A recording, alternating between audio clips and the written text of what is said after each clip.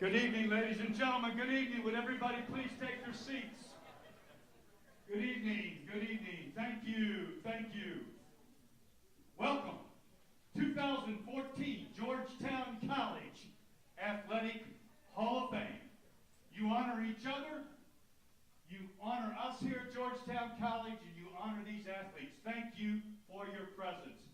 I'm going to ask everybody to stand right now as we bring in the former Georgetown College Hall of Famers.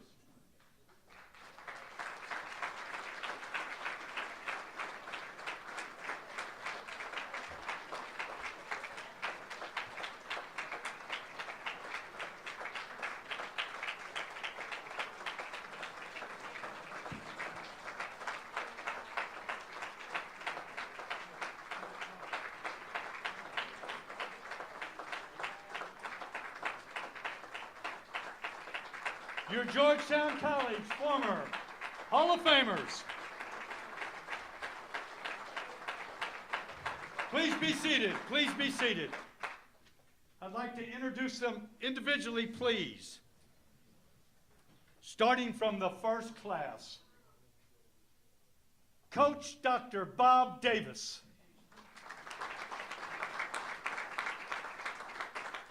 Kenny Davis. Coach Donna Hawkins. Duke Owens. Norman Brown.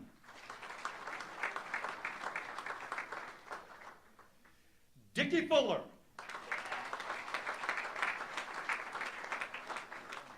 David Lee.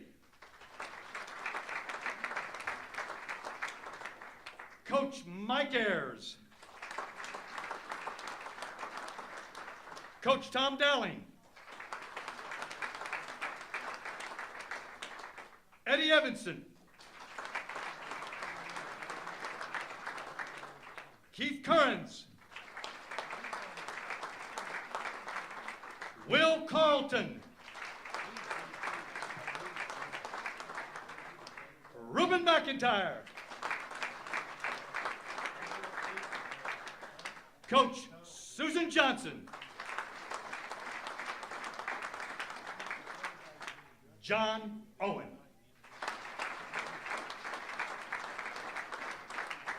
We're going to ask Coach Tom Dowling to please come up and say the blessing for tonight.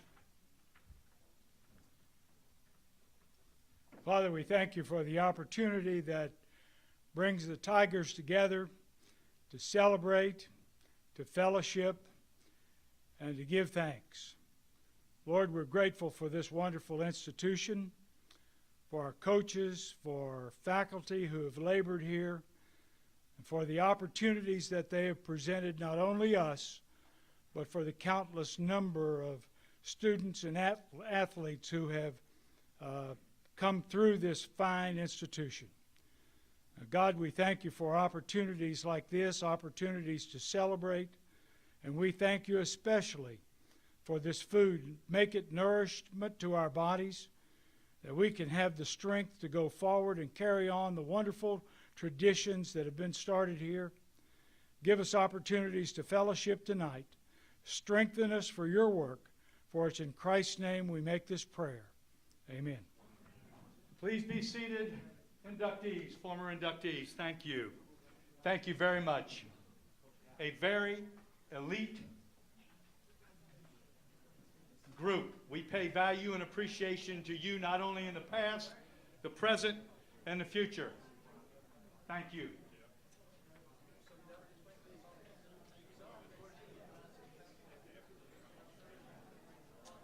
Ladies and gentlemen, up next, Dr. Green hails from North Carolina, Northwest Carolina in the mountains. He went to Campbell University. Met his wife, Carolyn, there, was a baseball player at Campbell University. Went on to get his master's degree in New Testament at Wake Forest, a PhD from Virginia in New Testament and early Christianity. Your 24th president of Georgetown College, Dr. Dwayne Green.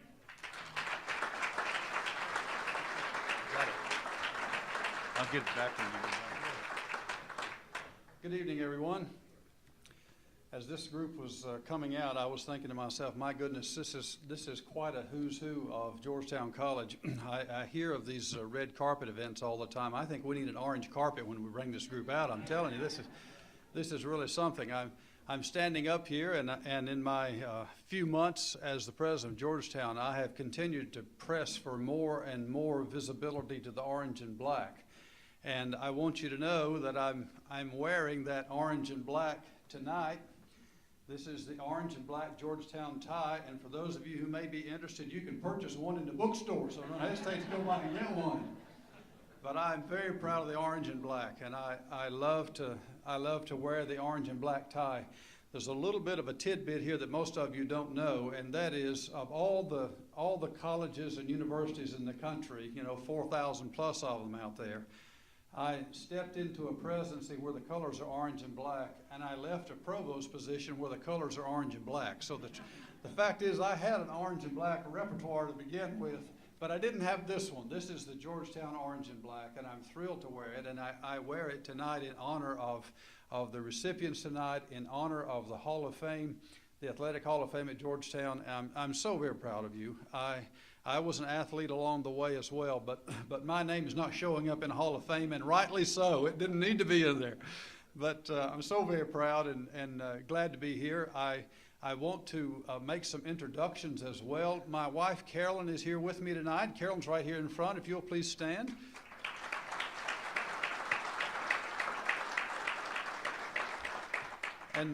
And beside Carolyn, there are two individuals who have been at Georgetown for a shorter length of time than Carol and I have been at Georgetown. We have been here for 7 months, and as I told some of you, we're feeling a little bit more like veterans now than we did in the first month. But there are two people at the front table here who have been here 10 weeks. I'm going to ask them to stand. This is Dr. Todd Raspberry and his wife, Blanche.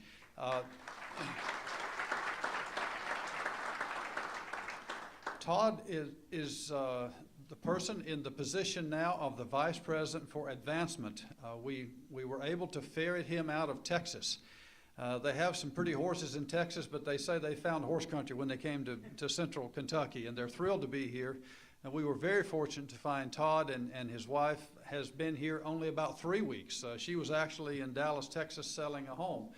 But we're thrilled to have them with us, and as the evening goes along and you have an opportunity, not only this evening, but as the weeks unfold, we'll know that you'll look forward to visiting with them as well. We have had a very fine year in athletics here at Georgetown. As athletic boosters and people who are involved with athletics, you have probably followed several of our teams, but we have had a very good year.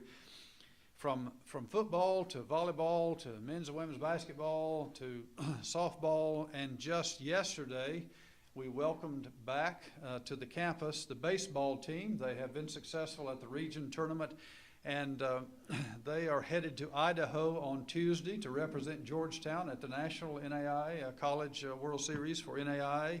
So we're thrilled for the team and cheer them on.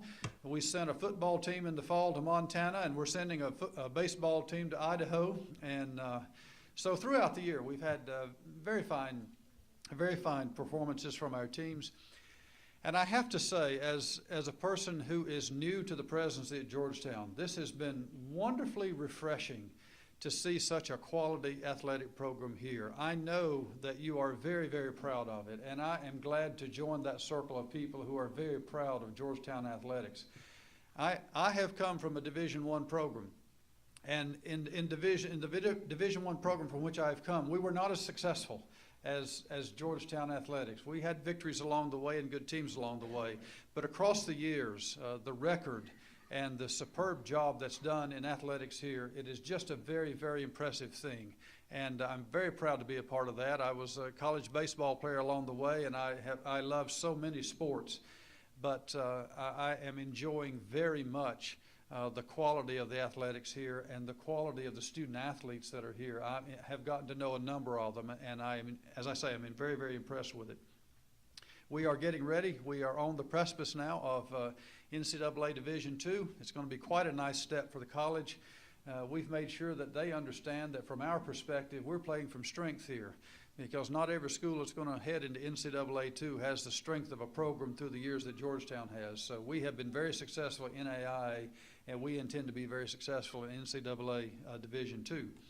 I want to offer words of congratulations to the award recipients and also to the new Hall of Fame class, which will be recognized this evening.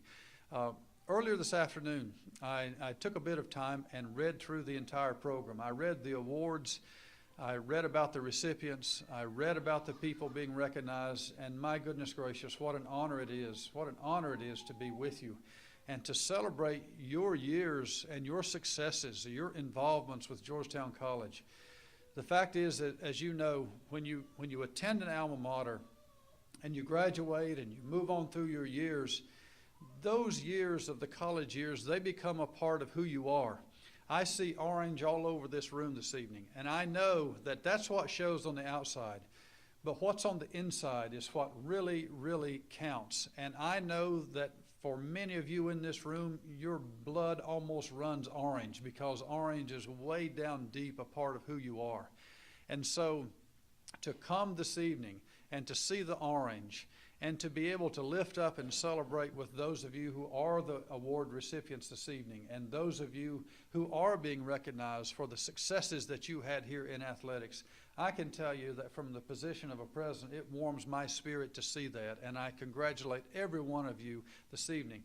Some of you I know. There are a number of people in the room that even in the short months I've been here, I've gotten to know you, and I've enjoyed getting to know you, and others I will get to know you, and I look forward to that very much.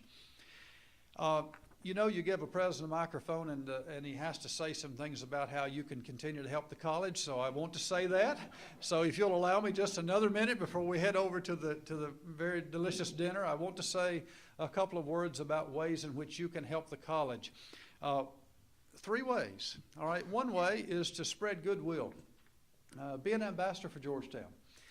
I know that I am literally speaking to choir on this, because I know that your presence here means that you are a goodwill ambassador for Georgetown. But take every opportunity that you have and every opportunity that you can insert such a thing to speak well of Georgetown College. The fact is that we're in a time of strategic renewal. That is, we're getting some budgets back under control, and we're doing some of these things that are going to strengthen this college. But as we get out in the press a little bit, and if you hear anyone saying anything negative about Georgetown College, you turn that right back up, and you have every reason to do that. The fact is that this college is strengthening, and we're going to move forward in a very, very good way. And so when you're out with people who you know and they speak of Georgetown College, I want you to speak with the kind of pride that you have, and that you know there are many, many good things going on at Georgetown. So be goodwill ambassadors for Georgetown College. Second thing that you can do to help the college is refer students to Georgetown. There are some of you in this room, as I look around, who I know are either sending them or bringing them or referring them. And let that be contagious. Every one of you, you're out there in circles, you're in church circles and various circles where you network and you know people. It is very, very important for the college that we enroll those students. So as you have an opportunity to recommend Georgetown to students, that will be a very, very helpful thing for us. A third thing, and then I'm going to close. Third thing is that we want you to support Georgetown College financially. That's important as well. Many of you, I know you are supporting the college financially, and we appreciate that very much. But we have big dreams. We have big needs, and we have big dreams. And as these years unfold, you're going to see some very fine things occur at this college, and we want to give you an opportunity to be a part of that. Through the years, I have learned well that people who are generous are happy people. They are joyous people. And I want to make you just as happy as you can be. I want you to be happier than you ever imagined that you can be. There are opportunities that will be out there to lift our facilities. There are opportunities out there to lift up the scholarship opportunities for our students. And I want you to know that we will be calling you. We want to continue the relationship with Georgetown that you already have. So, in terms of being an ambassador for the school and referring students here and remembering the college with the resources that you have, and you know people with resources, we will appreciate that very much.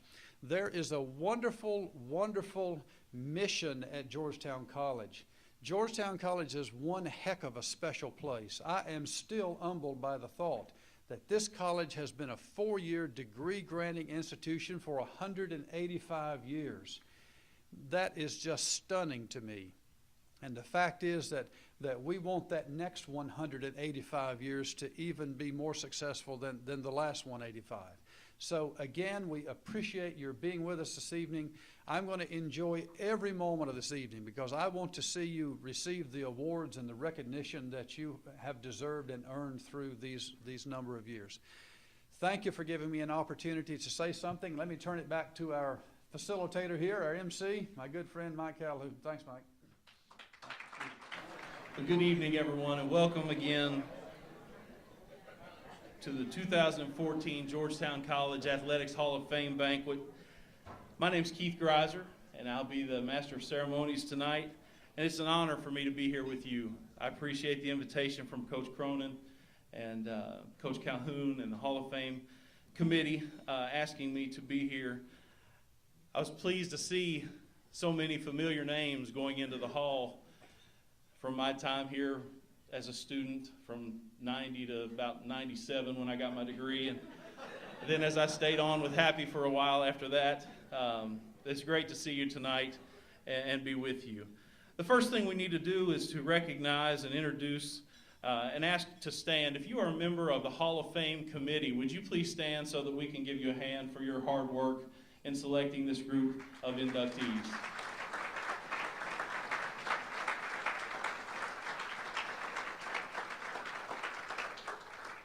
Thank you so much. Next, we'd like to take just a moment of silence. We lost one of our very dear friends in Hoot Gibson just a few months ago, and we want to take just a moment of silence to honor Hoot.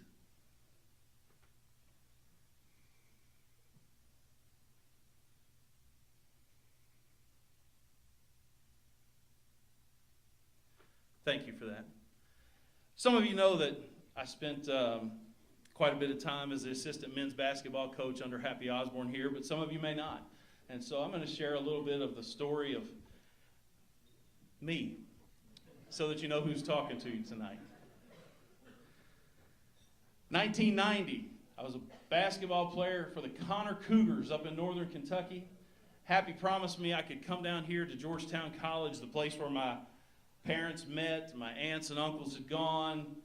This is the family place. This is where we all go to school. So I was going to come down here and walk on to the basketball team and hopefully earn a scholarship down the road. Well, when I got here, Happy said, "Keith, it's great to see you, but I didn't really think you'd show up." And he said that to 10 of us. 10 of us. So Happy said, "We're going to have a tryout." So for 2 hours, we scratched and clawed, and I made 1 3, and I dunked 1. I know it's hard to believe I did.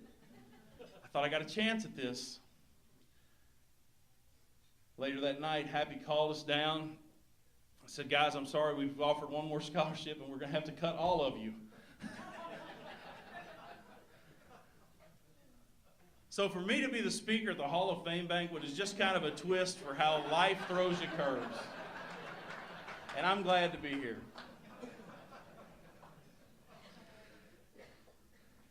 I never dreamed that 5 years later I would join Coach Reed and Happy on the staff, go to the national tournament as a student assistant, and then I became the graduate assistant, got my master's degree during that time. And then 1998 happened. 1998 was a great year. I was hired as full-time assistant with the basketball team so I could support my family, kind of. We won a national championship, and I earned this ring. How many people in here have national championship rings? Would you hold them up, please? There are quite a few. Hold them up high, be proud, be proud. Coach Cronin's got 3 or 4 on his fingers, I think. Well, mine used to fit on my ring finger when I first earned it, but now it's a pinky ring.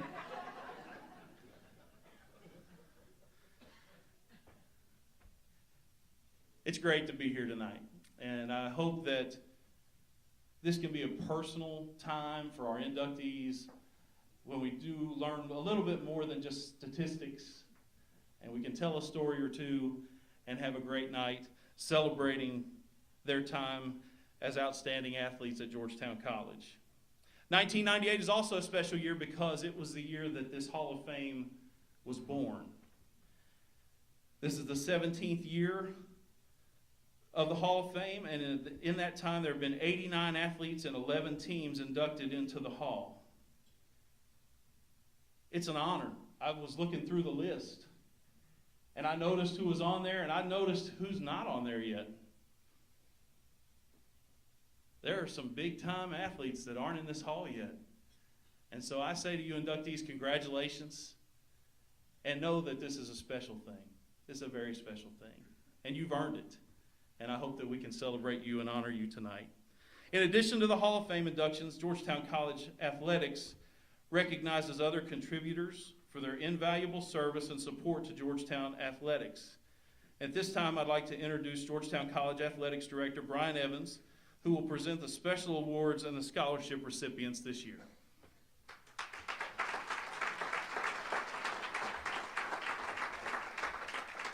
Thank you, Keith.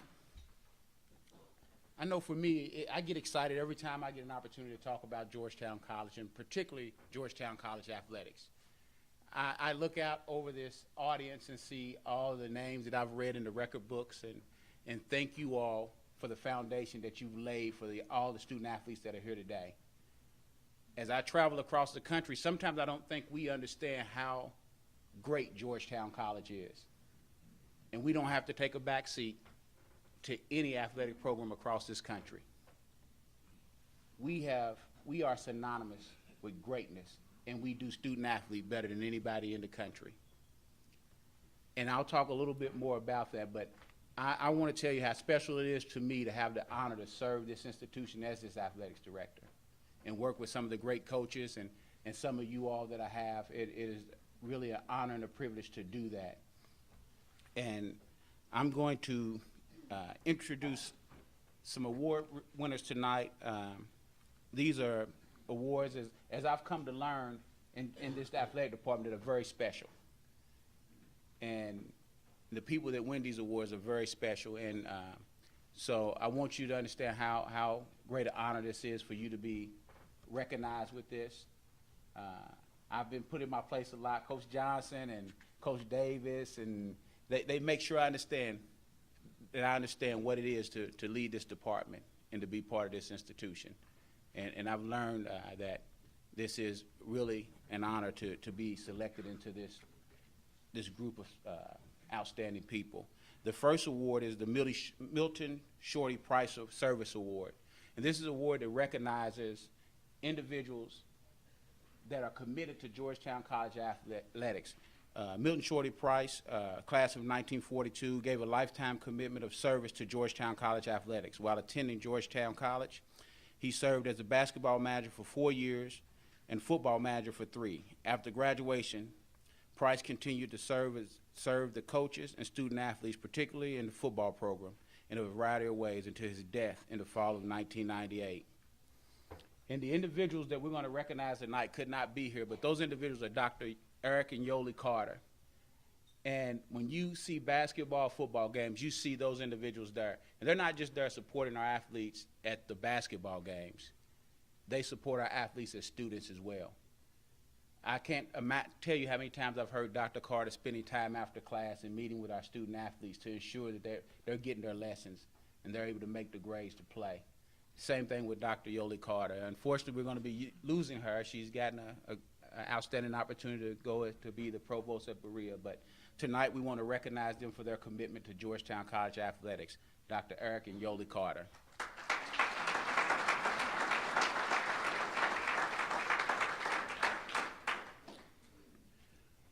Our next award is the Donna Hawkins Coaching for Significance Award. Coach Hawkins, when you talk about commitment to student athletes, she embodies that in every way possible, not just with the wins, the 18 conference titles, the 10 national tournament appearances. The one that jumps out to me is 25 years and every young lady that played for her that was a senior graduated. I mean, think about that. How many young ladies came through that program and graduated? That is incredible, particularly when I hear institutions bragging about 60% graduation rate of their athletes. 25 years of excellence. And if I'm a coach, this is the award that I want to win because it talks about doing it the right way all the time. And the coach is going to be recognized tonight. I can't think of a person more deserving than our own Coach Steve Hill. And if you watch football on Saturdays, there's nobody more passionate about Tiger athletics than Coach Steve Hill. The commitment that he has to our young men, the way that he does it, he demands excellence. He's right there with them when it gets tough. You know, one of the things that he can be proud of is Cal Pettit, who was a young man that played here a few years ago, won the Remington Award. I'm not sure if everybody in this room is familiar with that, but that's for the top offensive lineman in the country. And that's something that Coach will remember, I'm sure, for the rest of his life, to be able to help a young man to achieve that. And I can't even imagine how many wins he's been part of. You know, because Keith, you talked about those rings. I tell you what, I've got so many rings on my dresser. I never could win them on my own, so sometimes it's good to hang out with the right people. But tonight we want to recognize Coach Steve Hill as the 2014 Donna Hawkins Coaching for Significance Award recipient.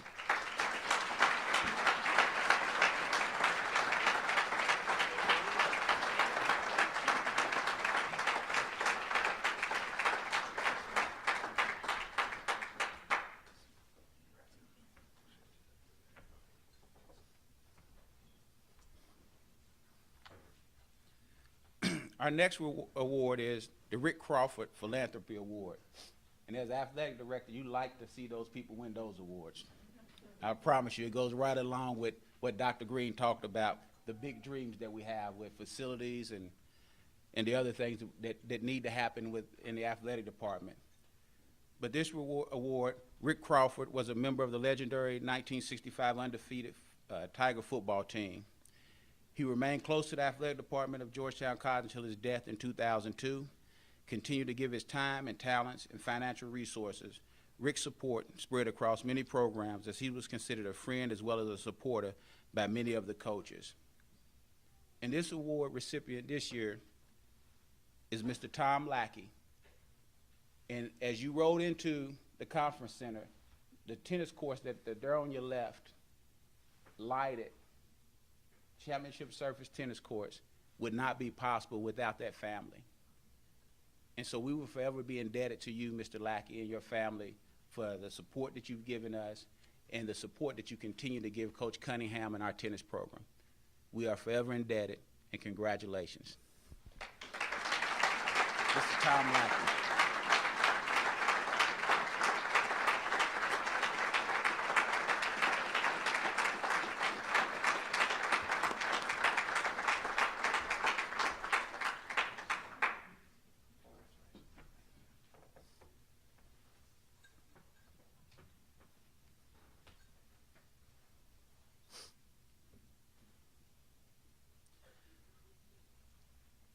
Our next award this evening is the Jim Reed Memorial Scholarship. I don't think there's much needed to be said other than Jim Reed. When you think about excellence and what he delivered here at Georgetown College and the legacy that he left with our men's basketball program that is carried on today. And a lot of that you heard Keith talk about as he was able to serve with Coach Osborne and on that. But Coach Reed not only in his passing, his family continues to support this university in a way that is incredible, and we thank him. And a little bit about him: as a student athlete and coach at Georgetown College, Jim Reed exemplified integrity and dedication both on and off the basketball court. As a star undergraduate player, he led the Tigers to 82 wins in his college career. The 1970 graduate was named Georgetown College men's basketball head coach in 1973 and tops the school's coaching record with 529 wins. His 1996 team was run-up in the NAIA National Tournament. Coach Reed was twice honored as NAIA Coach of the Year and also received the school's Alumni Achievement Award. He was inducted to the NAIA Hall of Fame in 1996 and Georgetown College Athletics Hall of Fame as part of his first class of 1998. And this 2014 Jim Reed Memorial Scholarship recipient is Madison Hugel. She is a golfer here. As a freshman, Madison Hugel averaged a 78.8 per round during the spring campaign. Excuse me, that's a gentleman. Where he finished second in one tournament and fourth in another. He was Georgetown's top golfer in 3 of the 4 spring tournaments.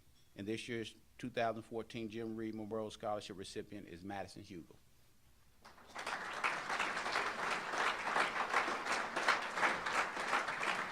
Coach Williams.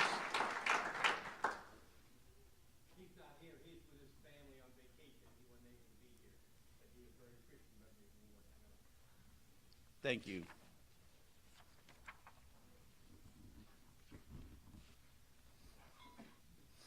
Our next award is going to be presented by Mr. Kenny Davis, who is one of our esteemed alumni. And as I've been around him, I've gotten to hear a lot of great stories. And one in particular is the 72 Olympic team, which if you all haven't had the opportunity to spend any time with him and hear those stories, I would urge you to do that. But thank you for all that you've done for the college and the way you represent us. Thank you so much. I was fortunate to work for Converse for 40 years and 5 months. And I retired last March, and the vice president of Converse, who was a very kind and generous man, came to me and said, in honor of your service for those years, we'd like to write a check for $25,000 to your favorite charity. Well, I said, I don't really have a favorite charity, but I know a place that it needs to go and would be well received, Georgetown College. At the time, Billy Reed was here at the college working on a character in sports academy. Very worthwhile endeavor, and Billy brought a lot of honor to the university through that academy. So what I decided to do with that $25,000 was to continue what Billy had started. So we took that money, endowed a scholarship for recognition of Billy Reed and David Allen, who was the vice president of Converse, that was generous enough to give us that money. And this past year, we have, for the first time, awarded scholarship money to a female and a male athlete who is nominated by their coaches as having character. I know of nothing that is more vital than to have character. And these individuals will be recognized as we go forward. We hope to increase that scholarship amount, the endowment amount, so that we can do one of 2 things: either add additional athletes to receive that money or increase the amount of money that those athletes receive. A good friend of mine, Larry Driscoll, who started the Devereaux's chain of athletic shoe stores in Cincinnati, is here tonight, and he is here to help us support that particular scholarship. So if you're supporting Georgetown, don't stop doing that any way that you're doing it now. But if you want to put in something extra, then be kind enough to give it to my running mate, Mr. Mike Calhoun, and he'll make sure it gets to the right place.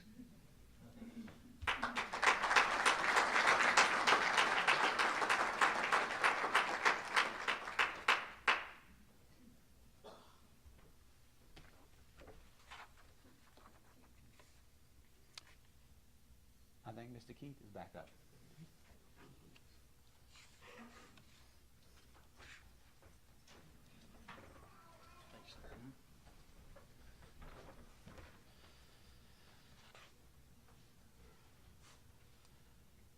Let's give one more round of applause to all of these award recipients tonight.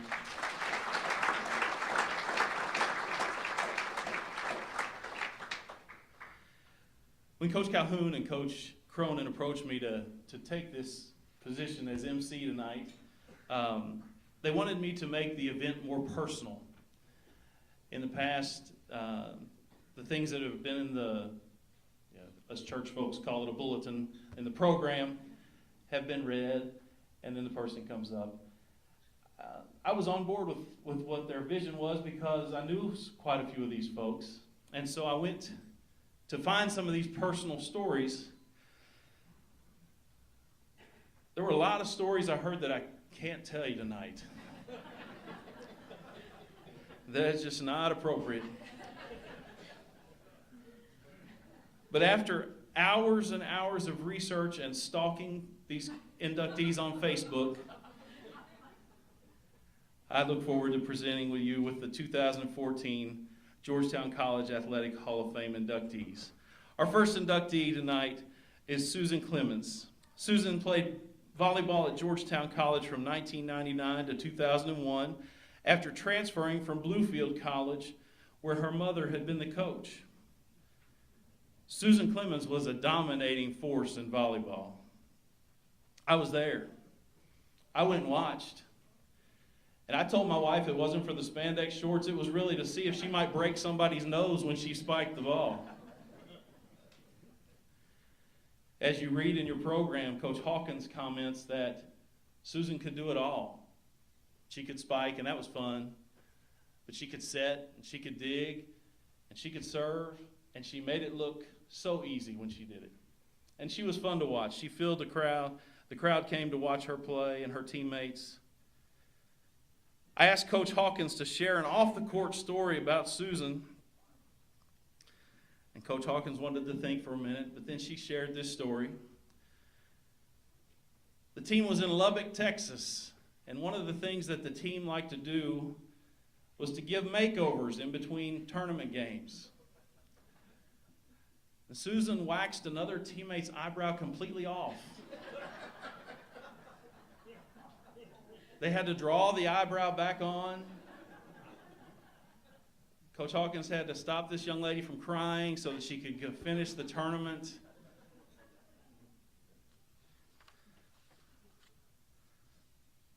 Susan was all conference 3 times. She was player of the year in the conference twice, and a 3-time NAIA All-American. As you see on your program, Susan is at the top or near the top in every statistical volleyball category during her time at Georgetown College.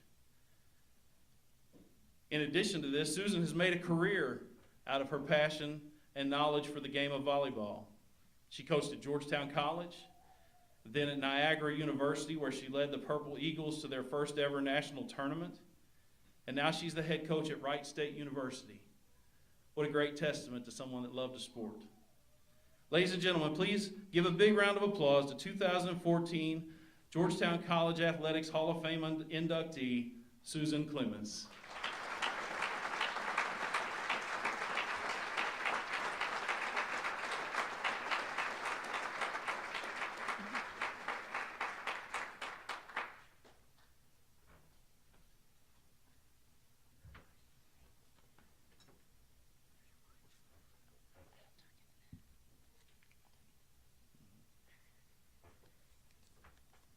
Well, what was failed to mention in that story was the person was Noelle. And if you didn't know her, she said, do it, you had to do it. And I have witnesses that she made me do that. And I told her, I'm not a professional, who knows how this is gonna turn out. It's been a while since I've been back to Georgetown, and not a lot has changed, but some things have, but not a lot of the faces. I see so many people that I went to school with here that are still here, and it's, I think that's what Georgetown College is. It's a family, and they love it, and you come back to it, and you're a part of it forever, and it's a great privilege to be inducted into the Hall of Fame. Awards are wonderful, but you never get there without your teammates and them supporting you and working just as hard as you are, and I'm thankful that I have 2 great teammates here that through the years have been great friends of mine and have always been there, and I'm really glad they're here to share this with me. When I visited Georgetown, he said I transferred. It was a beautiful day, like it always is in Kentucky, right? But it was a really pretty day, and Coach Hawkins took me and my mom around campus and my sister and showed us everything. And of course, you know, the library, which is the big awesomeness of Georgetown College, is beautiful. And she talked to me about the school and the area and the program and what I could help do at Georgetown. And I think that's why I chose Georgetown. I saw a lovely school, small, it was wonderful, and a team that I could help win and take to the next level. And I think we did that while we were here. We were able to go to the Elite Eight 3 times in a row and really take this program to the next level. And you can see that through the years, they've been able to maintain that success. And for me, I chose it with the institution, and the small classes were just what I needed. And a thing that Keith didn't mention was he was also a professor here at Georgetown. I took his very difficult bowling class.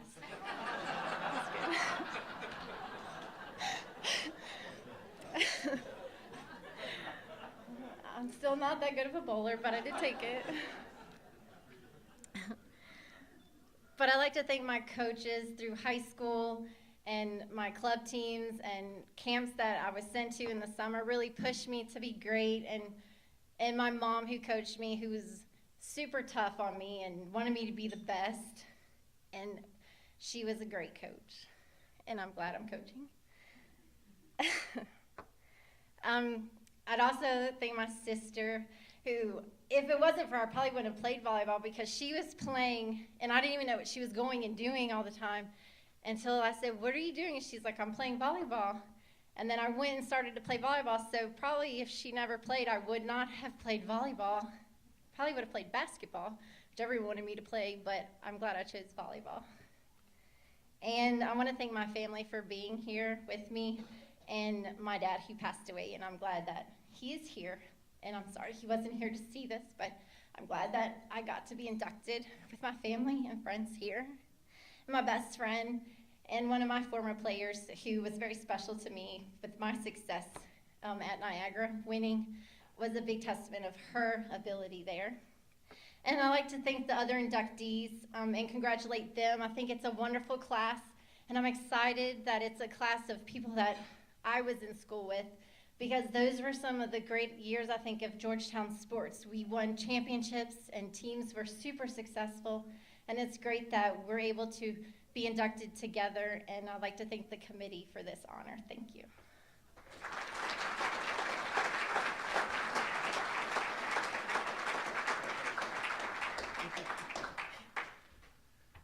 That's one of the most liberal interpretations of the word professor I've ever heard used.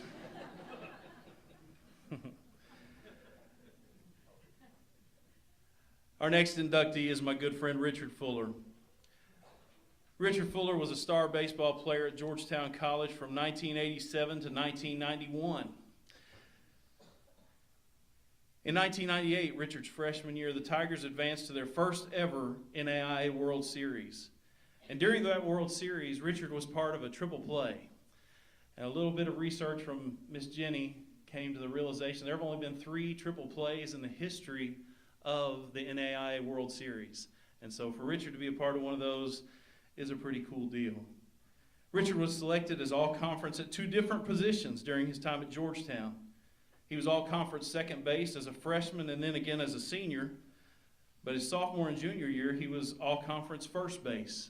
So he's the first true utility player, I believe, that Georgetown had in that capacity.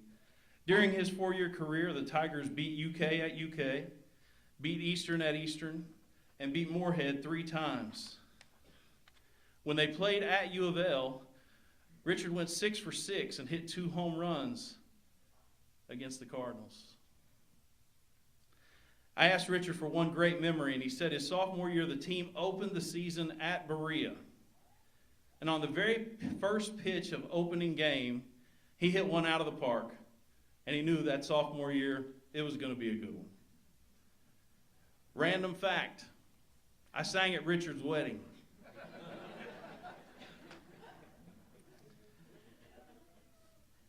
Another more important random fact Richard's father, Dick Fuller, is already a member of the Hall of Fame, inducted in 2001, and they're the first father-son tandem to be in the Hall together. And I think that's pretty cool.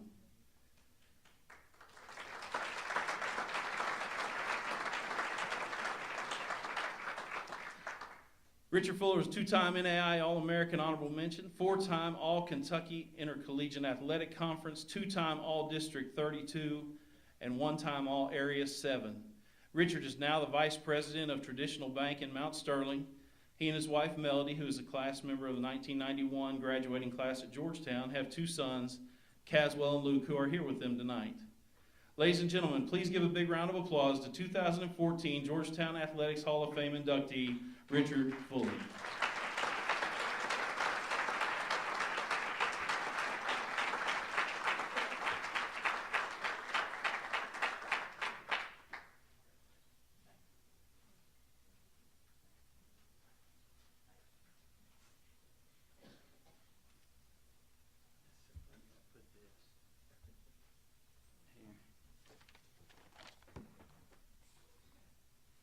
Keith, thank you for that great introduction. And things do kind of come full circle, because I was sitting out there thinking, he sang at my wedding.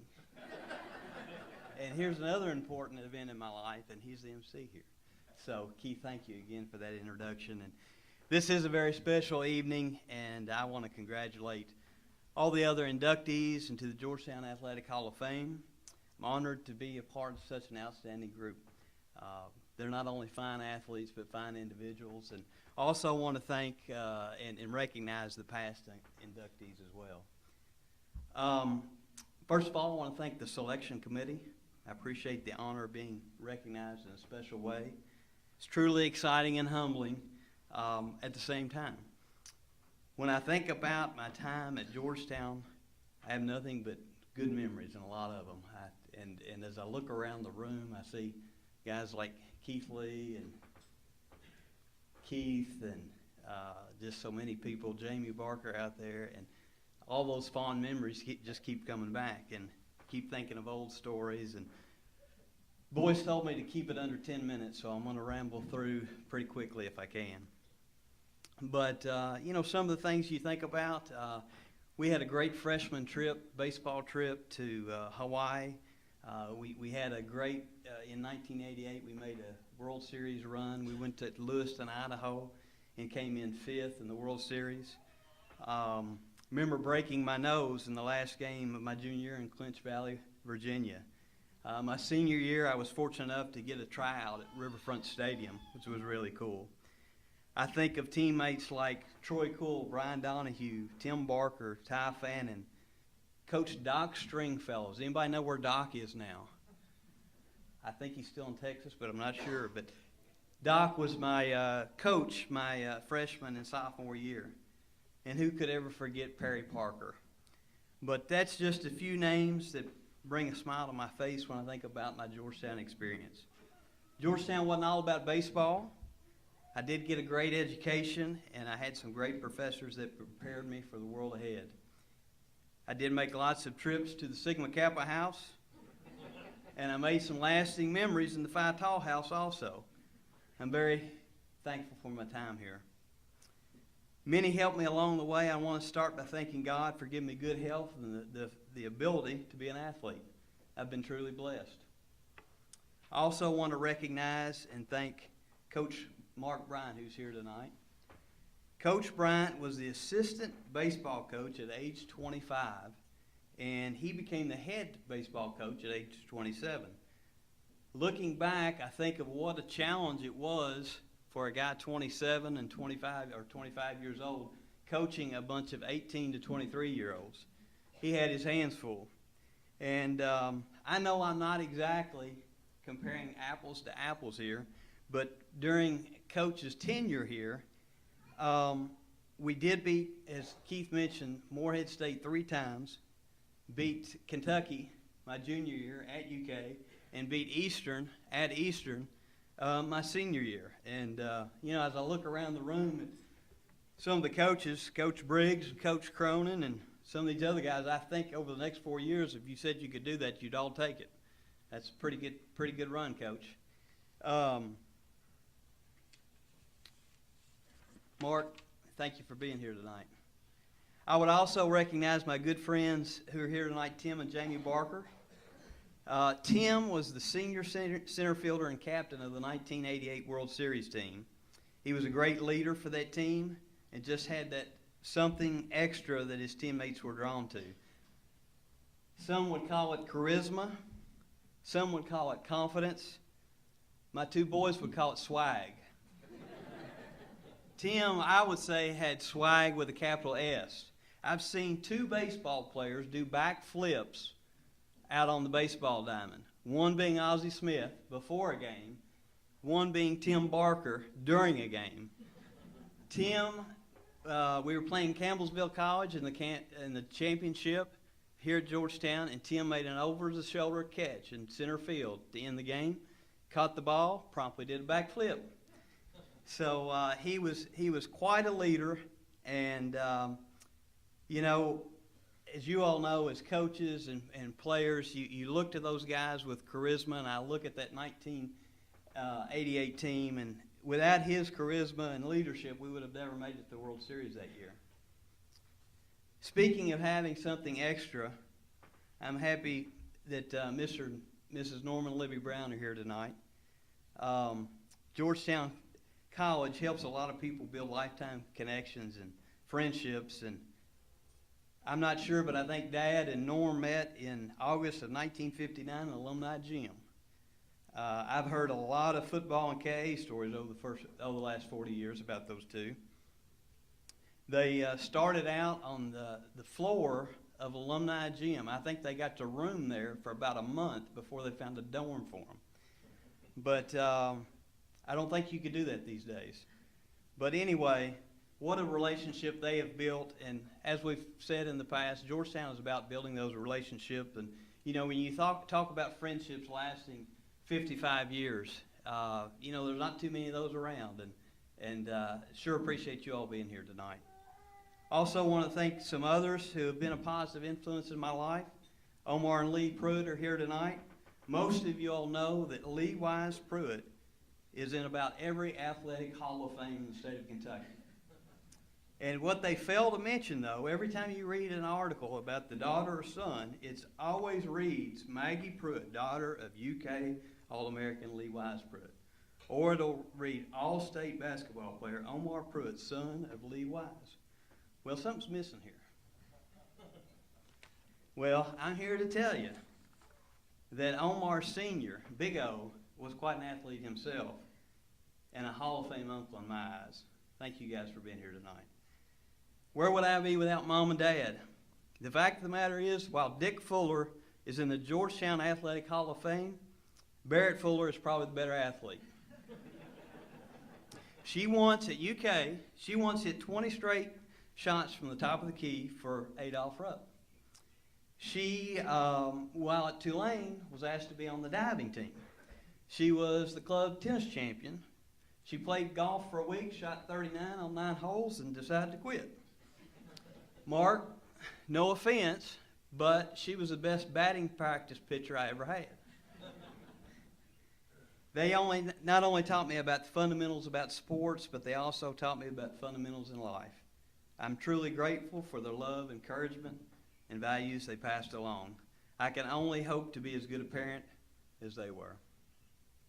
I said I was a blessed man earlier, and I'm blessed to have great in-laws who are here tonight. You know, you don't usually hear the term great and in-laws in the same sentence. But Paul and Laura are the best. And again, thank you all for being here tonight. Lastly, I'm blessed to have come to Georgetown and meet some wonderful people. I'm blessed that one of those people that I met was my wife of 19 years. Back in 1988, Melody said she had a thing for baseball players. And I'm just happy that she still has a thing for older, more mature baseball players. I love you, and I'm glad we have this wonderful life together. I feel very happy and blessed to have my two sons here tonight, Caswell and Luke.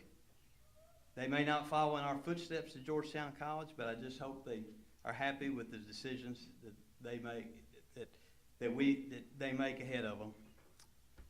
I hope I stay within my 10 minutes. Again, congratulations to the other inductees, and thank you to the selection committee.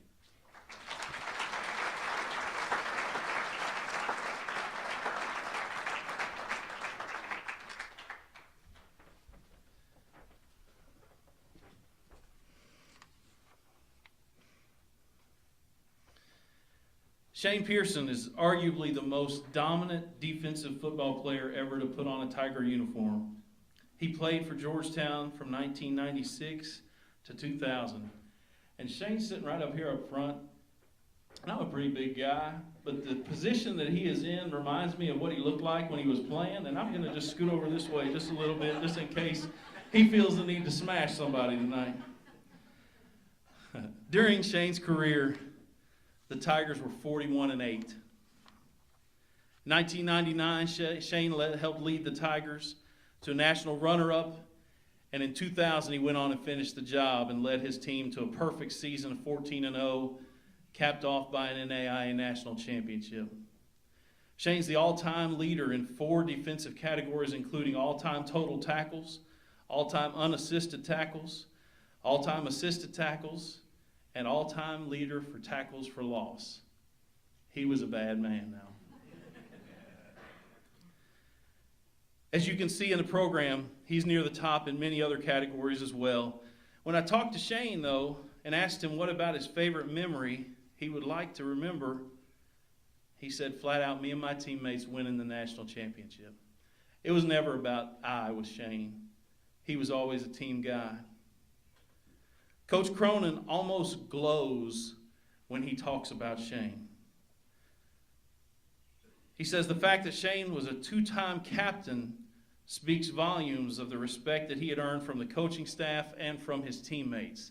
2-time captains don't happen very often at Georgetown in the football program.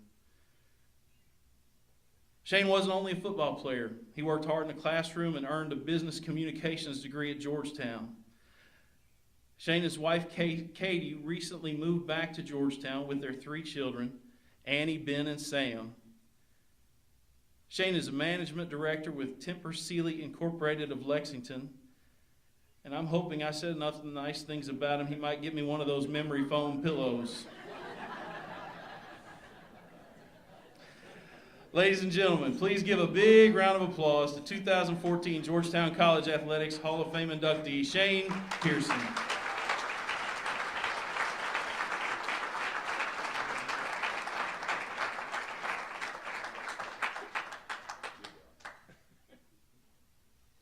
Try and get Keith one of those pillows.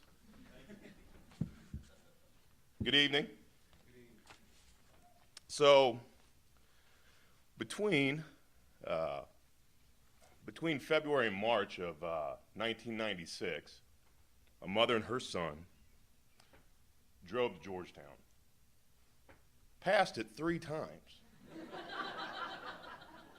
How does that happen? That's still baffling. We finally made it down Military Street, turned on College, past the Rock. And my mom looked at me and said, honey, let's just go home. God has a plan. By the grace of God, 18 years later, that son and mother are here tonight.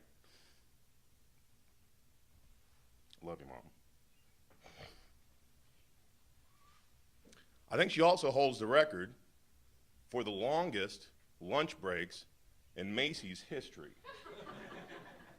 She would leave work on Saturday, drive down 75, and come watch her son play football, and that was a lunch break. I'd like to have one of those myself. I want to introduce the people that are here with me tonight. Just as Richard said, he has some great in-laws. I have some great in-laws as well. Sam and Bo Miller, thank you. I'd also like to publicly thank my father-in-law for getting just about every signature in Montgomery County to sign me to induction. So thank you for that. I have my children here with me tonight, my 10-year-old daughter. So if the softball coach is here tonight, I'd like to talk to you afterwards. I don't think it's ever too early to start the recruiting process. My son, Ben, and my son, Sam, who's playing on Mommy's iPhone. And then my Hall of Fame inductee, my beautiful wife, who I met here at Georgetown. For some reason or another, her Montgomery County twang mixed with Spanish really caught my heart. So we are glad to be calling Georgetown home. I want to thank all of my teammates for their pursuit of excellence, their sacrifice, and their lifelong memories. This is an award that will have my name on it, but there are so many that come with it, and that's my teammates. Could not have done it without them. I can remember Coach, our senior year, decided that it would be a good thing to get a group of guys together in a locker room towards the end of the season and have them expand on what Georgetown College meant to them. What I don't think he realized that he was going to have happen was a bunch of grown men crying, because we all sat in there letting everybody know or letting the underclassmen know what Georgetown College meant to us. And it was a very moving time. And you know, that's what I remember the most is the camaraderie that we had with my teammates. Peter Drucker says this about leadership. He says, leadership is lifting a person's vision to high heights, the raising of a person's performance to a higher standard, the building of a personality beyond its normal limitations. We had the best leaders, and a lot of them are here tonight. I want to personally thank Bill Cronin, Dave Campbell, Bruce Owens, Steve Hill, Craig Mullins, Jack Eisen, Juan Brown, Clyde McConaughey, Mike Tenza, and Jeff Watts. Thank you for believing in what is possible.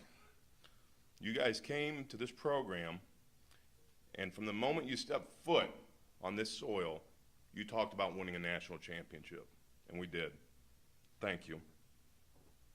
You taught us so much more than football, and that's probably the greatest blessing, is that we are better people because of your leadership. All the things that I would say right now are not worthy of what should be said about you, but thank you.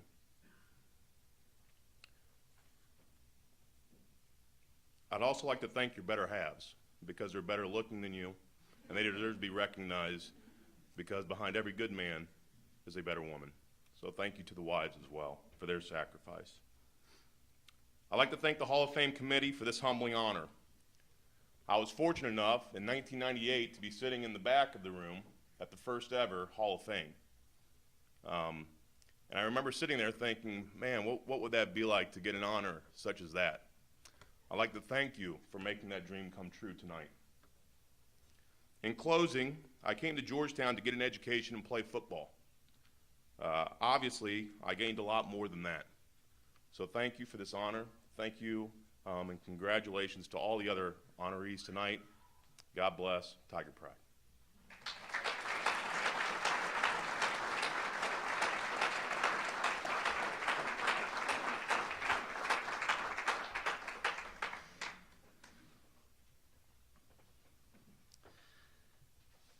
Van Phillips was a prolific scorer for the men's basketball team at Georgetown from 1970 through 1974. In 1973, he helped the Tigers to a KIAC regular season championship, averaging just under 20 points per game. And in 74, he earned KIAC honors and led the Tigers to the conference regular season and the conference tournament championships. I don't know Van very well, so I called Coach Davis. said, Coach Davis, I need a story for Van Phillips' induction. Can you tell me something about him to help mold him into the player that he became? And he said, I said, Coach, you can call me back, if you need a little time to think. Well, Coach, all those stories are right on the tip of his tongue immediately, of course. He said, I remember this story, the story of Van Phillips and Willie Day. Willie Day was a bully. He played for us at Georgetown. He was mean as a snake. He would bully people on his team. He would bully people in the dorms. Coach called him crazy. He said he remembers one time that he was holding a guy out the window of Anderson Hall and just decided to pull him back in at the last minute. Well, Willie Day came to practice when Van was a freshman and ran over him on purpose, hard as he could, score a bucket, run down to the other end. He'd go down the next time, get the ball, run right through Van's chest. Coach called Van into the coaching office after practice one day and said, Van, I don't ever want you to let that happen again. Here's our plan, because Willie's a little bit crazy. You're going to tackle him as soon as he puts that shoulder down and comes into you. And I'm going to get there to break it up before any fight can happen. And they did. Van threw Willie down to the ground. First time at practice that he tried to run over him, Coach Davis came running across the floor. Hey, we don't need any of that kind of fighting going on in here. Van never had a problem with Willie again. Van was becoming the man that Coach wanted him to be on the court. Coach was a little tougher than us new brand of coaches. But that's what he claims turned Van into this prolific scorer that he became. Random fact. I did recruit Van's nephew, David, as one of my first assignments from Happy. Go get this kid from Wayne County, David Phillips. I worked hard to try to get David. But I couldn't beat UT Chattanooga. Got a paid demotion for my summer camp because I couldn't sign him. And it was not a good thing. David had a great career at UT Chattanooga. Van was a two-time All-Kentucky Intercollegiate Athletic Conference selection. He made the Kentucky-Tennessee District 24 All-Star team. And he also won the L.R. Cook Award for seniors who exhibited excellence in athletics and academics during his senior year. Van graduated from Chase Law School in 1997 and practices law in Monticello. He and his wife Jane have two children, Frank and Megan. Ladies and gentlemen, please give a big round of applause to 2014 Georgetown College Athletic Hall of Fame inductee, Van Phillips.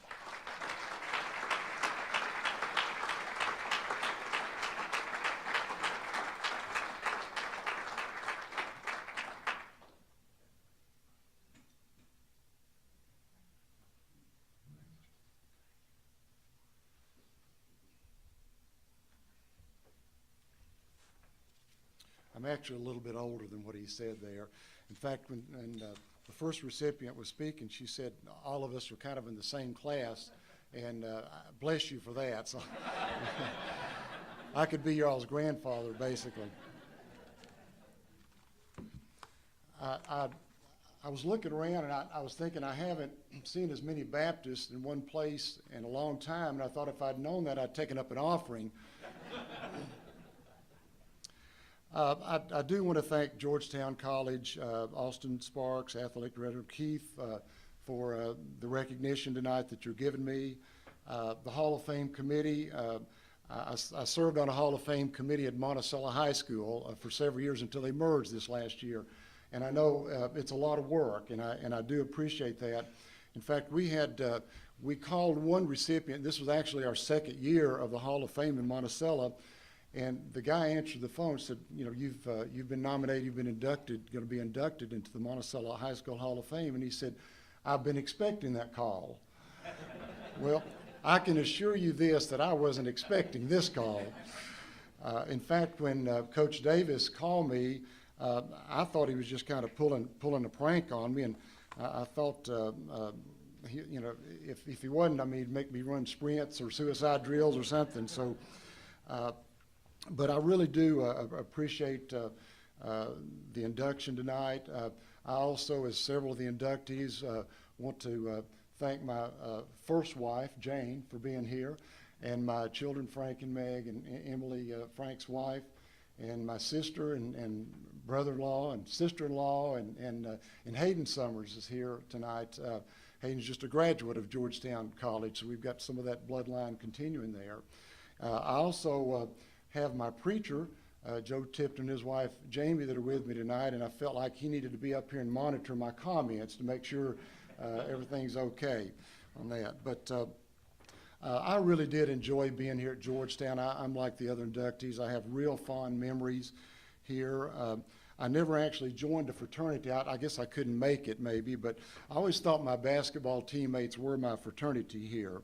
And I have some teammates here tonight. I want to recognize Ed Ruggles and John Owen, of course Mike Calhoun, and Kenny Davis. And I've got a couple of stories I want to share with you in just a second about that. But I do want to acknowledge Coach Davis and Coach Reed. In fact, when I first came here to try out, I was out there playing, and I was playing against this guy that was just so tough and so good. And I was thinking, man, I don't know if I can hack this thing. And so I came up to Coach Davis, and I said, who is that guy? And he said, he's Jim Reed. And I was thinking, I don't think I can make it here. And he said, he just graduated, and he'll be our assistant coach. I thought, yay. So I was happy. But Coach was great. He was very, very demanding. And as the story that Keith told earlier, Coach Reed continued with that as well when Coach Davis left to go to Auburn. But he really challenged me physically and mentally. And I felt like that if I could endure that, I could endure anything in life. And I think it's proven true. But just I have to just share a few memories here that I have here, and I don't want to belabor the point, but they're stories that stand out in my mind that some of my classmates and I have talked about it in the past years, but I think worthy of mentioning to you guys. One time when I was a freshman, Coach Davis was sitting up in the bleachers and during the practice, and he told me to come up, sit by him. So he sat me down there, and he put his arm around me, and he said, now, Van, I want you to watch number 23 out there on the floor. I want you to watch how he handles the ball, how he passes, how he shoots, and how he dribbles, and do just the opposite. Okay, Coach, whatever you say. When I was a freshman here, Kenny Davis was a senior. And I was always so flattered that Kenny seemed to like it when I was in the ball game. And then later on, I realized that the only reason he wanted me to be in the ball game is I'd start the plays and never shoot. So I guess that's why I got a lot of play time as a freshman, and he became an Olympian. My father, Bruce Phillips, and Kenny Davis' father, Clyde Davis, were good friends from Monticello. We both grew up in Monticello. And they would come up and watch a lot of the Georgetown games when we played. One night, Kenny's dad began hollering toward Coach Davis, and he said, put Phillips in. And about 2 or 3 minutes later, he'd say, put Phillips in. Well, finally, with about 5 minutes left in the game, Coach Davis kind of looked down and said, Phillips, come up here. I'm going to put you in. So I went in for Kenny. And Daddy told me that Clyde leaned over to him and he said, Bruce, I didn't quite have that in mind when I was hollering. I never heard him holler, put Phillips in after that. I'll tell you that. After fouling out of 2 or 3 games, it dawned on me that Kenny Davis never fouled out. So one night I asked Kenny, I said, why do you never foul out? And he looked at me with a smile and said, you can't score from the bench. Oh, that's what the secret is. Just don't foul out, okay. I had many good friends on the ball team, such as Mike Calhoun, Ed Ruggles, John Owen, and others. And of course, when John Owen outscored me every game, I realized why he liked me so much. Mike was a very good player. He made me work really hard in practice to get any play time as a sophomore. And Mike was a brave soul. I can still envision him. He and this 6'8" center kind of got at odds, and the guy kind of walked off. Mike jumped up on his back and rode him like a bull. I can still see it. Ed Ruggles was my bodyguard. When I first met him and saw his Atlas-like 6'5" frame, I knew I had to become best friends with him.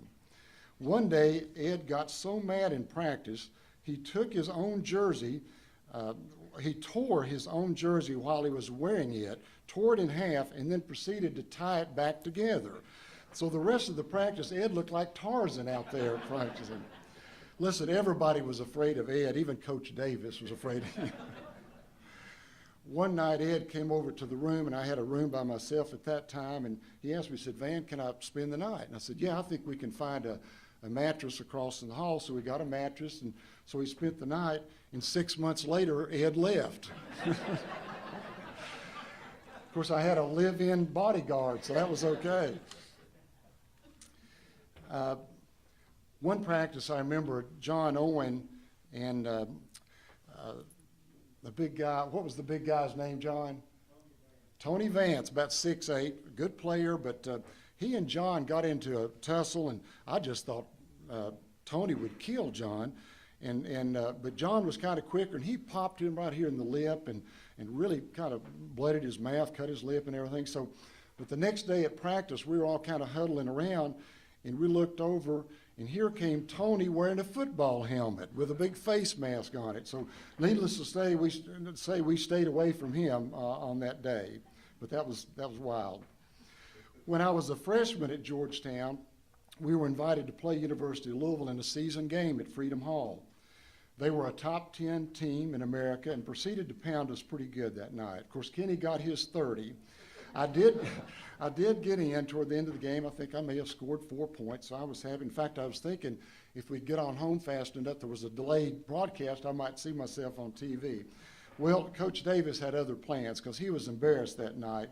So he told us, he said, guys, I know you've got family, you've got girlfriends out there and friends, and said, but here's what I want to do. Said, you guys played so scared tonight. Said, when you walk out tonight, I want you to all hold hands. And as you're walking out, you say, chick, chick, chick, chick. And don't be talking to your girlfriends and families, because we're going back to the big G-Town and practice. So we went back home, got there about 11:30, and all we did for 1 hour was draw charge fouls. So if you guys can appreciate that. So, and that might have had some influence on us, because 2 years later, we were invited back to University of Louisville to play at Freedom Hall, and we actually were ahead at halftime. And I think we ended up losing by about 9 points, and they were a really good team. And he let us talk to our girlfriends and family after that game. So we were pretty quick learners with Coach Davis. During a sorry practice that we were having, Coach Davis stopped practice. He put up a rim insert and told us to start rebounding missed shots. And the guy would shoot, somebody over there would jump and get it, and he'd pick it back, knock it back up, and then we'd flip it. Well, that didn't satisfy him, so he said, as the ball comes off, the whole team jumps at the same time. So if the ball came on, this guy would jump, everybody would jump. So Mike was in that too, and after about 30 minutes, Mike was talking to us as we were jumping. He said, okay, I'm going to knock the ball over into the stands. And the whole team run over there and just elbow and kick, and I think we'll get out of practice. So he did that. He knocked the ball. We all run over there and kick and fight and scream. Somebody gets the ball out, and we kind of look around. Coach Davis says, you think that's going to work? I know what you guys are doing. Get back over here and finish your rebounding drill. And you know, Coach, I tell you, we did learn how to rebound after that, but none of us went into acting or drama. I tell you. Well, you get the picture that basically you learn to survive and compete or go home. And I'm not going to tell the story about being at Union College one night and they beat us. And on the way home, it was about 10 degrees, and he rolled down the windows, and we had our little parkas, you know, our little jackets. I'm not going to tell that story, okay? But I tell you, you didn't want to lose, okay? He was a motivator. But seriously, we really did have a lot of success as a team. We bonded greatly with our teammates. And really, but for Kentucky State having 2 NBA players in Travis Grant and Elmore Smith, I think we could have seriously competed in the NAIA National Championship. They would knock us out and they'd go win it. So, but any success that a player has is partly from hard work, but mostly from coaches and teammates. And I do thank you, Coach Davis, and Coach Reed, too, for instilling that in us. And our teammates really helped build the team to succeed. We definitely had that here, and I'm grateful to have been a part of it. Thank you for listening to kind of an old jock reminisce about some stories here, but phenomenal 4 years that I had here, met a lot of good friends, still know them from this day forward. And I would say to the students that are here tonight to really enjoy your 4 years at Georgetown, and to be sure to thank your parents for footing the bill, because it's pretty expensive to go to these schools. And just remember to always keep your eyes focused on Jesus, and you will do fine in life. Thank you, and go Tigers.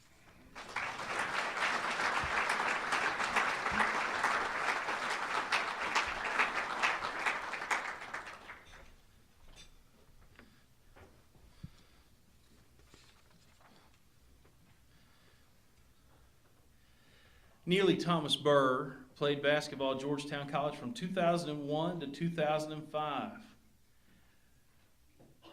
Neely was the opposite of a couple of the folks I've described tonight. Neely would smile the most easy smile you've ever seen, even at her opponents. And then she'd go out and get 30 and 7 rebounds and 8 assists and beat them, and she'd still be smiling. They'd be shaking her head. She'd help them up. They'd knock her down. She'd help them up. So with that smile, she killed them with kindness. I've never seen anything like it on the basketball court before. Neely was a leader, and she is the all-time leading scorer in Lady Tiger basketball history. Number 1, 2,015 points for her career. In 2003, Neely led the Lady Tigers to Mid-South Conference Championship and a berth in the NAIA tournament when the team was down to only 5 players on the squad. They had some attrition. They had a couple of ACL tears. They had a broken jaw that year. It was a bunch of freak accidents, and they ended up with 5 players. They called a manager and got them eligible just so that manager could come in and give them a break every now and then. And listen to what they did again. They won the Mid-South Conference Championship with just 5 players. Teammate Andy Johnson said just today when I talked to her, having a teammate like Neely with such a positive spirit was the reason we were able to handle the adversity of playing with only 5 players for about half the year. Neely was a 3-time All-Mid-South Conference selection and twice Mid-South Conference Player of the Year. She earned All-American honors 3 times and was once named a Kodak All-American. You can see on the program that she is at or near the top of many of the statistical categories for our women's basketball, historically speaking. Neely now works in the research department at Shriners Hospital for Children. What a great job. She and her husband Jeff live in Lexington with their daughter Emma, who I think is about 6 months old and is here with us tonight.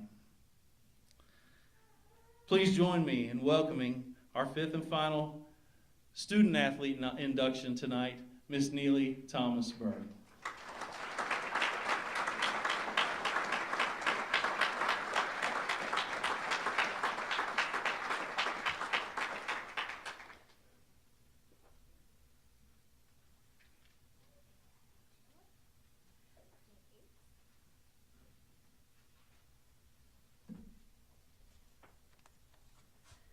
Thank you so much for all the kind words. I don't know if I deserve all of that.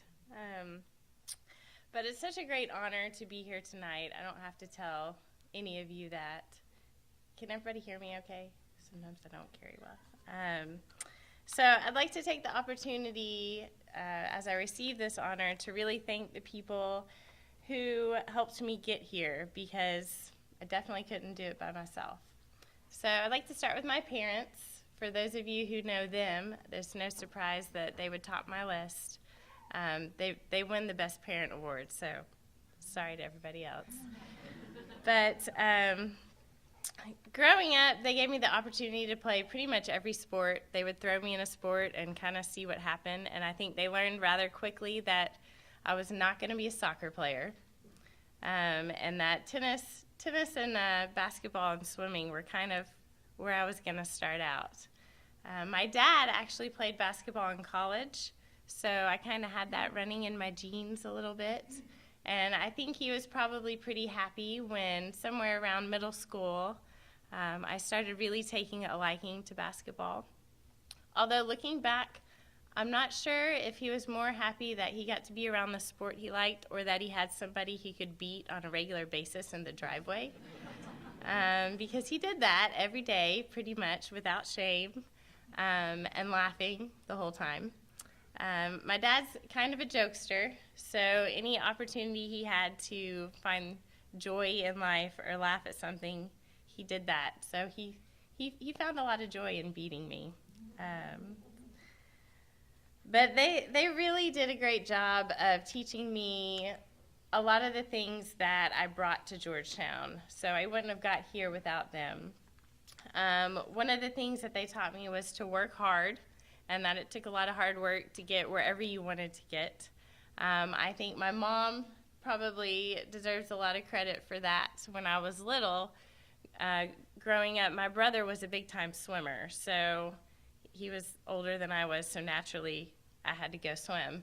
And she was our swim coach at a local pool, so I had to get up, which in my head was probably at, like 4 a.m. When it was 50 degrees outside.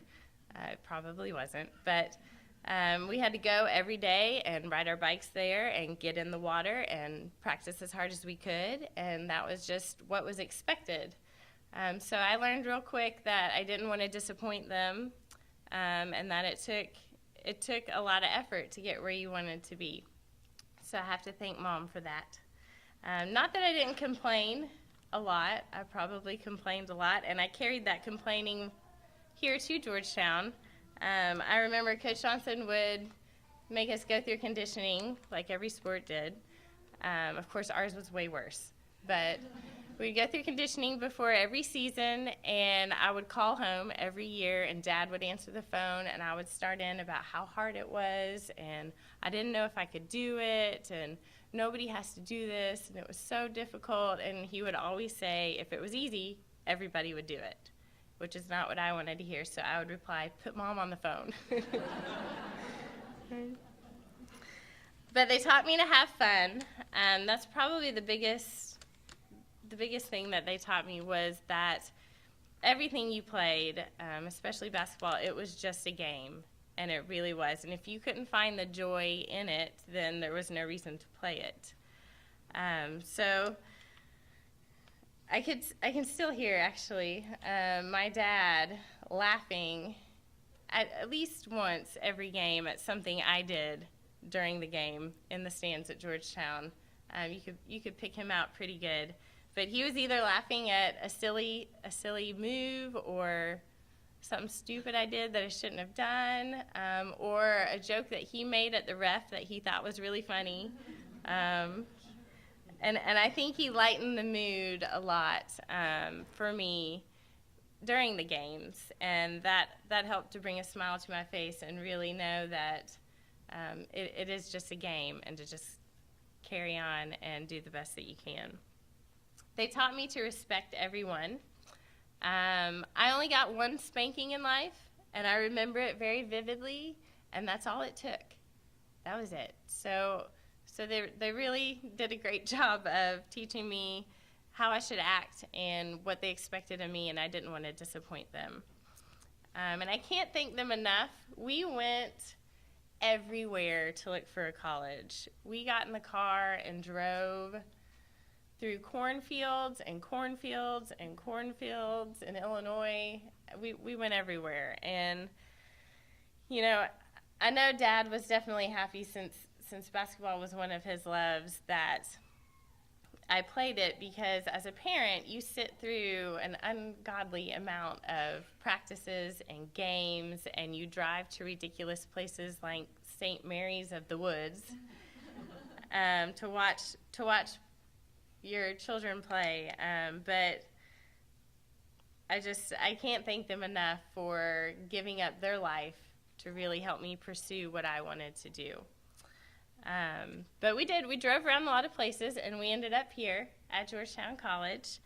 So I kind of have to go into thanking my coaches who recruited me, especially Coach Ron Williams. He was assistant coach here my freshman year. Unfortunately, that was the only year that he was here. But he was one of my favorite coaches.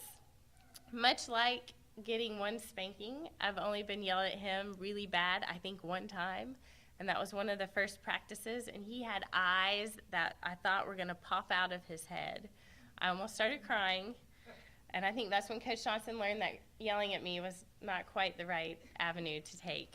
But it only took one time of him yelling at me for me to understand my place on the team here at Georgetown College.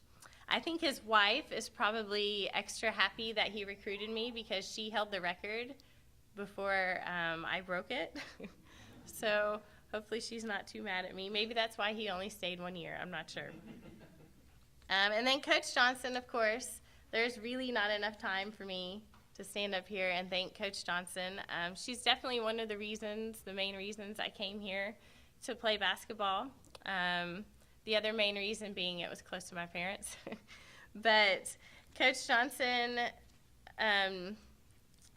probably was a little bit worried at first. I actually didn't know if my career would take off here. I got in a little bit of trouble with the law my freshman year. It was our first road trip. I'm a little bitty freshman. We got a charter bus. I have no idea where we were going. I think it was a scrimmage. But it was our first road trip, and we were probably 2 blocks from the college, and I get my banana out, and I'm nibbling on my banana. I get done, and I decide to throw my banana peel out the window. I don't know why. I did. So I throw my banana peel out the window, and this is right after 9/11. Evidently, I almost hit a cop car with my banana peel. I have no idea what's going on. Cop car does a 180 behind us, pulls over our charter bus on Main Street in Georgetown, and a cop comes onto the bus, and he is livid. He's like, "Who threw the banana peel out the window?" Which to me was hilarious because it's a banana peel. But to Coach Johnson, it was not quite that funny. And so I had to get off the bus and try to go find the banana peel, which we never found because a squirrel probably already had it. But that was kind of my start. My great start here at Georgetown College. So I think Coach Johnson was probably a little bit worried, but I made up for it. I got in a groove, and she, like I said, is definitely one of the reasons that I came here and one of the reasons that I was so successful, because she understood me as a player and as a person, which, as my husband would probably tell you, is kind of hard to do. But she knew how to get the best out of me. And that's really a big part of my success. And she also really put forth a lot of effort in making us understand that it wasn't always about the game, which a lot of you probably wouldn't see because she was stomping her foot if we were losing. But it really wasn't all about the game. She took us on some great journeys. We got to go to San Francisco. We went to the Grand Canyon. We did a lot of work in the community with Habitat for Humanity. She brought us in here a couple times for some etiquette class. I don't know if that helped much, but we laughed a lot during it. And she just did a great job of helping me grow as a person, and is one of the main reasons that I became the player that I became. And then my teammates, of course. She did a great job of recruiting a group of girls that had so much fun. How anybody can take a bunch of women and put them together for way too much time and nobody dies is beyond me. So for that, you deserve everything. It's quite amazing. But my teammates were great. We had so much fun. My favorite year by far is definitely the year that we ended up with 5 people. It's like you blinked and we had no teammates. But we had a lot of fun in that year, and I owe a lot of my success to my teammates. And finally, I want to thank the college and the staff. Some of the nicest, best people work here.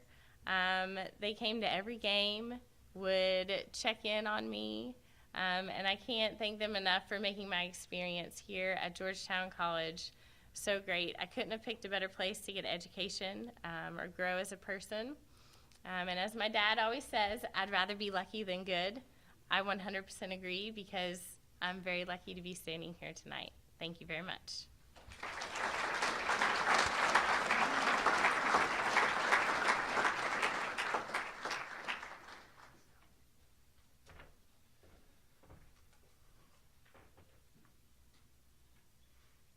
Let's give one more round of applause to all of the inductees in this student athlete category.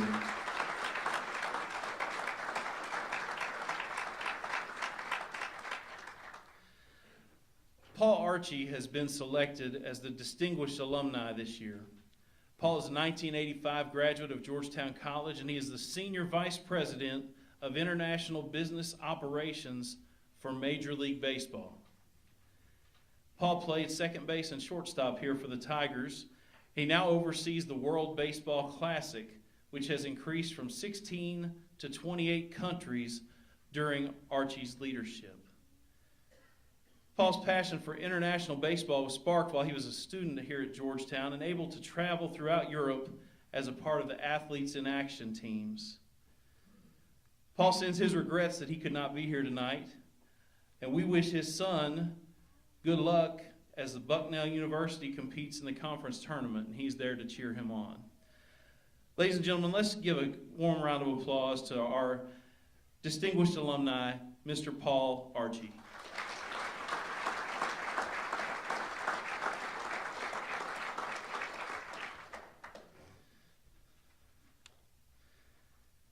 One final induction tonight is in the team category. As I looked into this team and tried to dig up some information, I found that 2 of the players have been left off of the roster that's provided in your program. We want to recognize them as well. Andy Chambers and Donald Hanson were major contributors on this team and should have been included on the roster. Please accept our apologies for not getting them on there before now. It had been a long drought since Georgetown had been to the national tournament. But in 1987, Donnie Butcher hit a last-second shot to win the conference tournament, send the Georgetown Tigers back to the national tournament for the first time in almost 2 decades. It was Jim Reed's first trip. When Coach Reed went to watch the video later that night, the end of the game wasn't on the tape. He went and searched out the student that was filming the game and asked him what happened. The kid said, "Coach, I couldn't help it. I wanted to be the first one to tackle Butch." This team made it to the Final Four before falling to West Virginia State. But back then there was a consolation game. See who was 3rd place and who was 4th place. According to Happy, take it for what it's worth, somewhere in the midst of that game, the Tigers were not necessarily performing to their peak. And Kent Johnson was in the game and shot a shot that hit the top of the shot clock. And at that time, Happy heard the official from the NAIA say, "We got to do away with this consolation game." And they haven't had one since.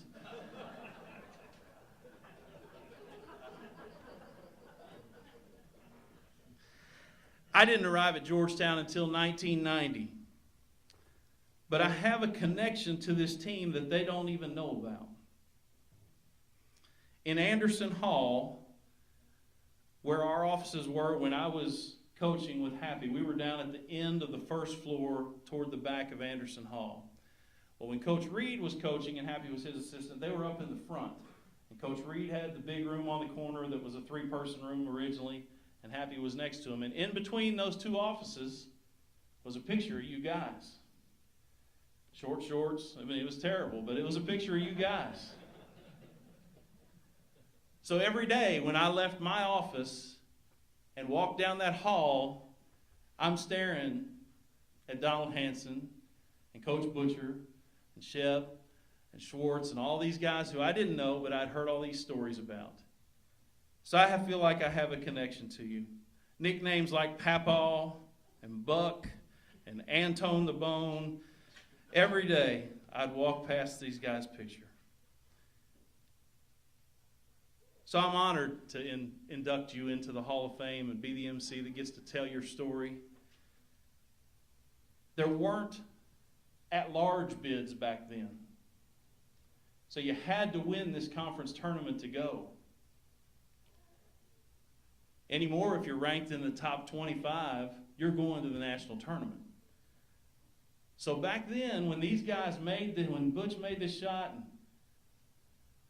and they got to go to the tournament because they beat Cumberland on a last-second shot in the finals of the conference tournament, it was a big, big, big deal to make it out there.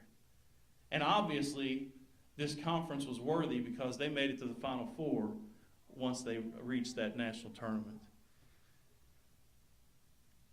When the team returned from Kansas City, there was a parade in town to celebrate this awesome season. Ladies and gentlemen, please join me in congratulating the 1986 and 1987 men's basketball team on their induction into the class of 2014 Georgetown College Athletics Hall of Fame.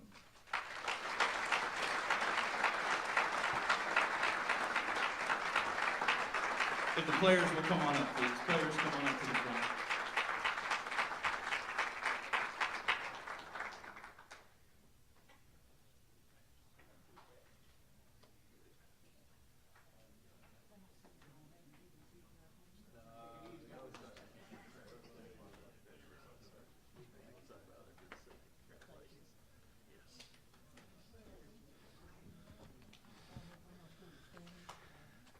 I'm going to call out the names, and if you will wave to everybody, step forward when I call your name. Members of the team include Kent Johnson, Kent Abel, Don Butcher, Chris O'Hearn, Joe Pat Covington, Matt Knowles, Brian Shepard, Matt Deneen, Keith Lee, Billy Sargent, Keith Tree Kearns, Steve Schwartz, Sean Buck Tandy, and Happy Osborne and Jim Reed were the coaches. Let's give them a hand.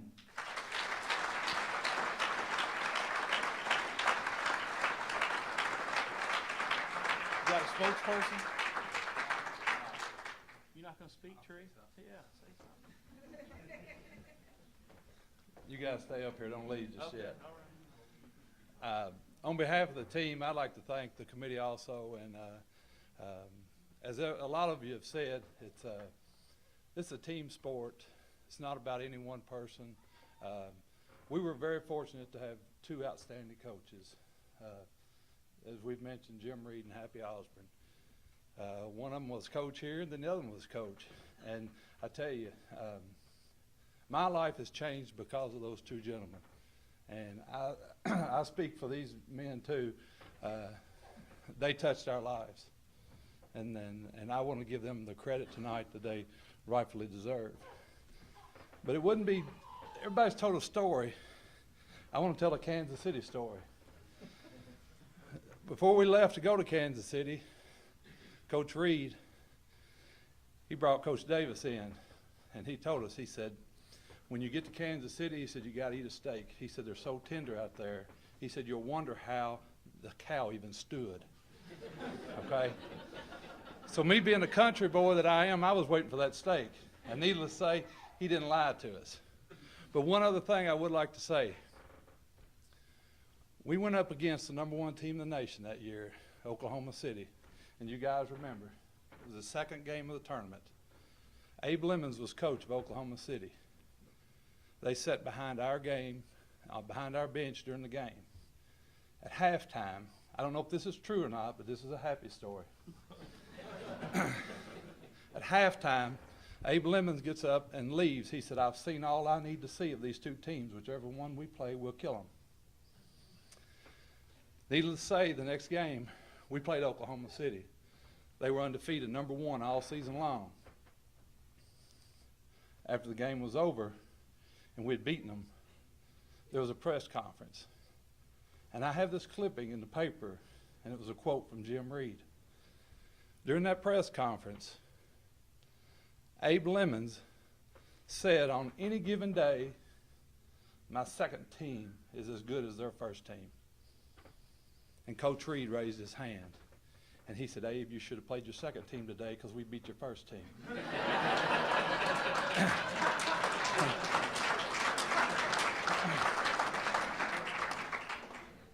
But I have that quote, and I look at that because when I look at these men up here, it just gives you a reminder that if you work as a team, if you play hard, you never know what's going to happen. And that's the way it is in life.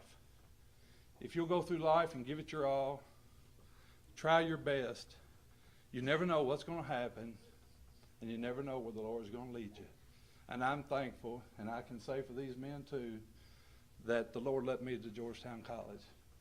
And I'm just thankful for each one of them, and I'm thankful that I got to be the one to speak tonight. So thank you very much.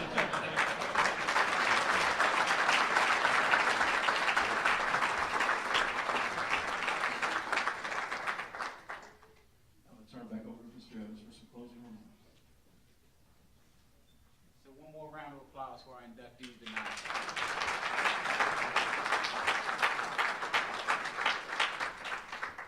I also like to take this time to thank our sponsor tonight, Alan Stein and the Stein Group.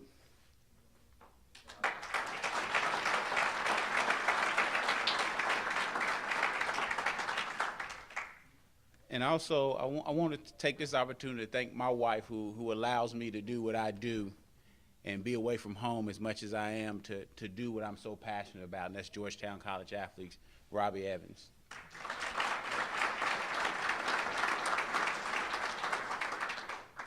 And I also want to recognize all of our head coaches and assistant coaches, if you all would stand.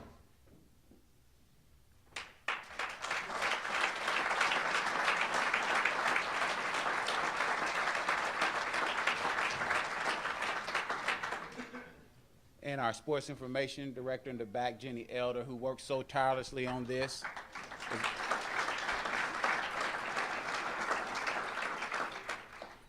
And my right hand over here, Austin Sparks, who I can't say enough nice things about, who spends countless hours here, who spends many, many hours away from his now fiance. And thank you so much for all that you do.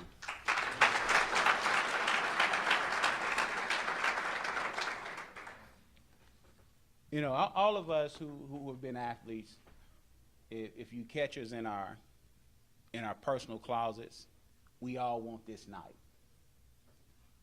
And often, I've always wondered, why am I not in the Athletic Hall of Fame? And I began to look at some of the stats that existed in that program, and I began to understand why. But what I love about this place is the passion that you see when each of these inductees talk about Georgetown College. The lessons that were learned here. I watch Shane and Dave Campbell as they come back, and a lot of times I stand down on the sideline of football games, not because I'm trying to meddle in what Coach Cronin and their staff is doing, it's because I don't want to say some of the things up in the president's box that may slip out on the sideline. But one thing I've learned about our football program here is Coach Cronin has really taught Shane and Dave and Steve how to really congratulate referees when they make calls in the game.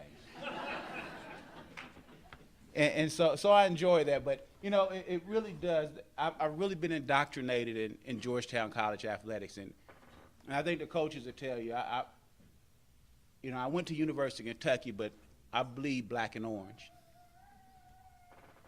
I get the pleasure working with, I constantly say, is the best staff in the country. And a lot of times I lean on Bill Cronin. I like him to stay around because that's the only way I'm not the oldest person in the department. But he helps me so much and has really helped me develop as an athletic director. And Coach Cronin, I thank you for always taking calls and listening to me when I'm trying to figure things out. And thank you for that.